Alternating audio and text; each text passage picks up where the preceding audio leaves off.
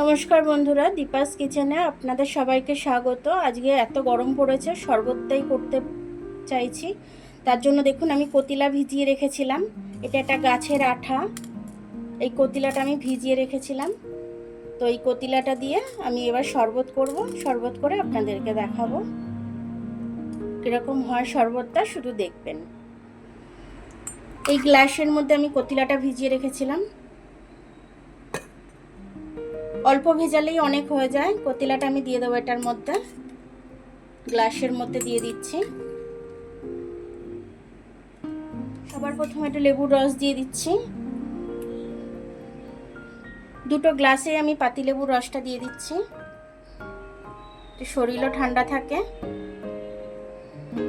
পেটও ঠান্ডা থাকে, গরমকালে খাওয়াটা খুবই দরকার। গ্লাসে আমি জলটা দিয়ে দেবো, ঠান্ডা জল, একদম ফ্রিজ থেকে বার করেছি আমি। এর মধ্যে একটু আমি বিট নুন দিয়ে দেবো। বিট নুন দিয়ে দিচ্ছি একটুখানি, বিট নুন এটাতেও দিয়ে দিচ্ছি। একটু গোলমরিচের গুঁড়ো গুঁড়ো করে রেখেছিলাম, ওটাও দিয়ে দিচ্ছি।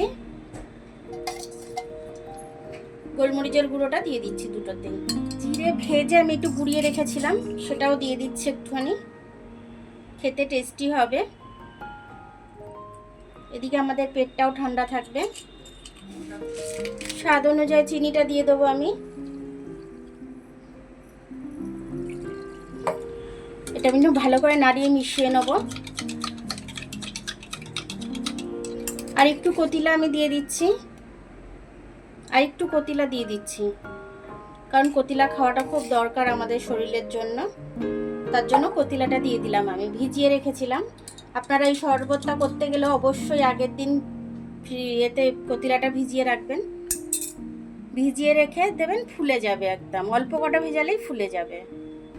দুটো গ্লাসের মধ্যে আমি বরফ দিয়ে দিচ্ছি।